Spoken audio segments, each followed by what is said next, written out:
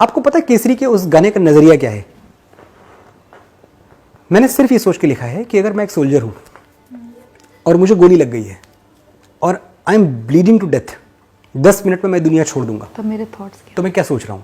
तो वो गाना इसलिए बहुत अलग है क्योंकि वो इतना ऑनेस्ट आखिरी के 10 मिनट से किसी शहीद की जिंदगी के, जो मुस्कुरा रहा है, जो उदास नहीं है इस बात पे, इनफैक्ट उसको तो वो अकम्पलिशमेंट की फीलिंग आ रही है कि यार ये कितने कम लोगों के मुकद्दर में होता है, कुर्बान हुआ तेरी असमत पे, मैं कितना नसीबों वाला था।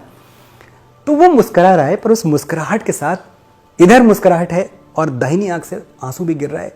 और वो आंसू क्यों गिर रहा है कि उसको अपने खेत खलिहान याद आ रहे हैं, सरसों से भरे खलिहान मेरे जहां झूम के भंगड़ा पा न सका, आबाद रहे वो गांव मेरा जहां लौट के वापस जा न सका।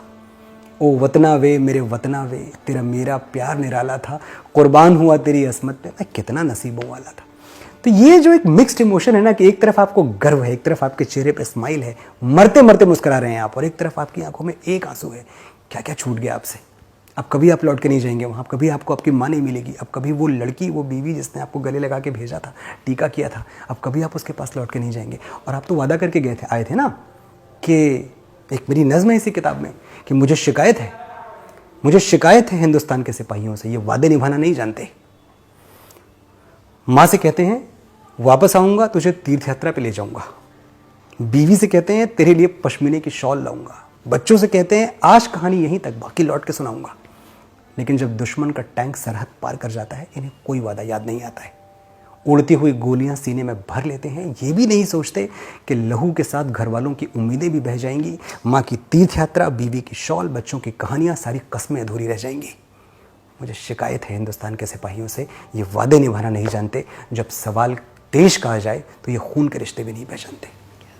जब उस मैजिक को इसलिए डिनाई कर दिया गया क्योंकि आपको मैजिक समझ में नहीं आता, क्योंकि आपकी नज़रें कमज़ोर हैं, तो मैं आपकी नज़रों के हिसाब से ज़िंदगी नहीं जीऊँगा। मेरे साथ मेरे वर्ड्स हैं, जब तक मैं ढंग का लिखता रहूँगा, लोग मुझे आराम से इज्जत से बैठाते रहेंगे। जिस दिन मैं लिखना छोड़ दूंगा, उस दिन कौन सा अवार्ड और कौन सी दुनिया।